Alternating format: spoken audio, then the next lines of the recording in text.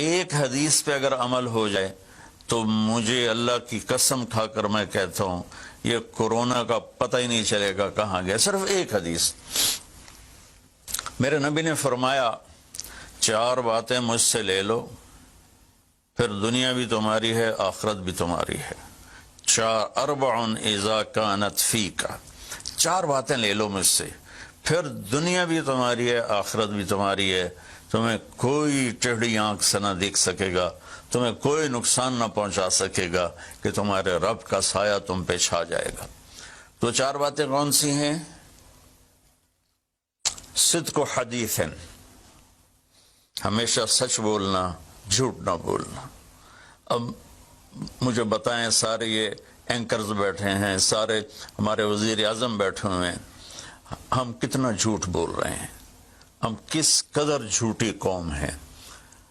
ہم اس جھوٹ کے ساتھ اللہ کی بارگاہ میں کوئی مقام نہیں لے سکتے. تو میرے نبی نے پہلی بات فرمائی صدق و حدیث، سچ بولنا. دوسری بات فرمایا حفظ و امانت، کبھی کسی کو دھوکہ نہ دینا. یہ میرے نبی نے فرمایا میرا امتی ہر گناہ کر سکتا ہے، 2 کبھی نہیں کرے گا، ایک جھوٹ کبھی نہیں بولے گا، ایک دھوکہ کبھی نہیں دے گا. تو وزیر اعظم صاحب آپ اکیلے ہیں، دیانتدار ہیں، اللہ سے رونے دھونے والے ہیں، مانگنے والے ہیں، لیکن 22 کروڑ لوگوں میں سچے کتنے ہیں؟ 22 کروڑ لوگوں میں دیانتدار کتنے ہیں؟ ایک بہت بڑے چینل، میں ہاتھ جوڑ کے اینکر بیٹھے ہیں، معافی مانگ کے بات کر رہا ہوں، ایک بہت بڑے چینل کے مالک نے مجھ سے کہا کوئی نصیحت کرے. میں نے کہا چینل سے جھوٹ ختم کر دو. کہا پھر چینل ختم ہو سکتا ہے، جھوٹ نہیں ختم ہو سکتا. تو جہاں جس کو، یہ صرف پاکستان کی بات نہیں، پوری دنیا کا میڈیا جھوٹا ہے اور سب سے زیادہ جھوٹ بولا جاتا ہے. اور میرے رب کو، میرے نبی کو جھوٹ سے نفرت ہے. میرے نبی نے فرمایا پیاز کھا کے مسجد میں مت آؤ کہ فرشتوں کو تکلیف ہوتی ہے، بو ہوتی ہے. لیکن میرے نبی نے فرمایا جب کوئی مرد عورت جھوٹ بولتا ہے تو فرشتے اس کے منہ کی بدبو سے 3 میل دور بھاگ جاتے. تو جھوٹ اور خیانت کے ساتھ ہم کسی آفت کا مقابلہ نہیں کر سکتے. آپ نے فرمایا صدق و حدیث، حفظ و امانت، سچ بولنا چاہے جان چلی جائے، اور دھوکہ نہ دینا. مسلمان کسی کو دھوکہ نہیں دیتا ہے. تیسرا فرمایا حسن و خلیقت، اپنے اخلاق اچھے کرنا، اور اخلاق کا سب سے اونچا مقام حیا ہے. اب میں کیسے بات کروں؟ میرے دیش میں حیا کو کس نے تار تار کیا؟ میرے دیش کی بیٹیوں کو کون نچا رہا ہے؟ ان کے کپڑے لباس مختصر کون کروا رہا ہے؟ یہ کس کے گردن میں یہ گناہ ڈالوں؟ میں مجرم ہوں، میں نے اپنی قوم کو نہیں سمجھایا، میں اللہ سے معافی مانگتا ہوں.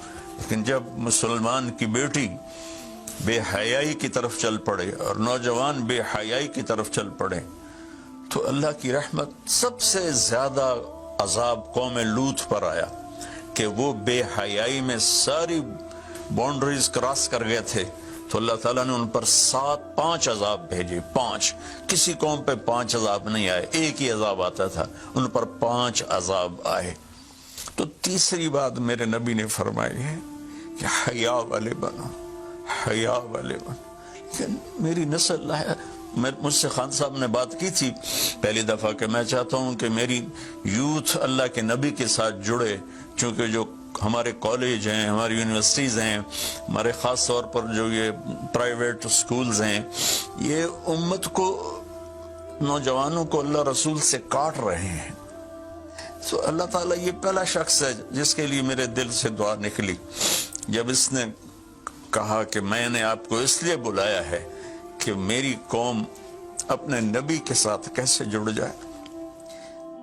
میں کیا بتاؤں، جب تک اس بے حیائی کو نہیں ہم روکتے، اور کوئی روک نہیں سکتا ہے، اندر سے نیت نہ ہو. سرنڈر ماڈل سکول میں میں نے میٹرک کیا ہے. ہمارے ایک وارڈن، میں ہاسٹل میں رہتا تھا، وہ آ گئے، نمازی تھے، انہوں نے نماز کی سختی کر دی، ہم بے وضو جا کے کھڑے ہو کر نماز پڑھ لیتے تھے.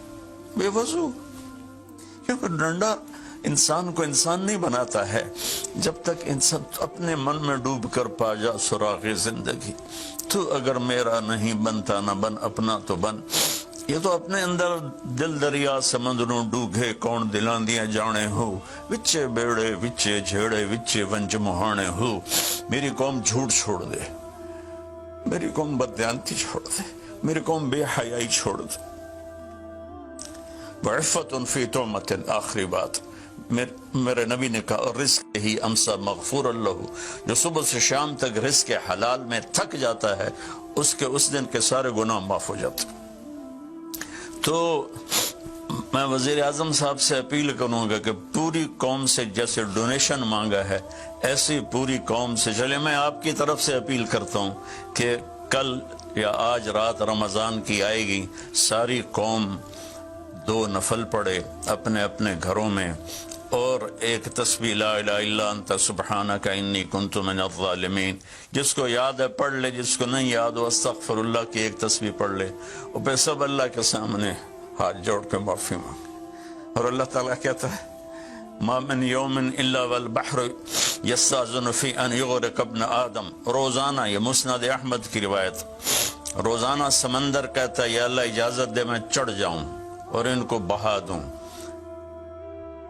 والارض تستاذن فی ان تبتلعہ، زمین کہتی ہے اللہ مجھے اجازت دے میں ان بے حیاؤں کو نگل جاؤں، ان جھوٹوں کو، ان بدماشوں کو، اس مافیا کو میں نگل جاؤں۔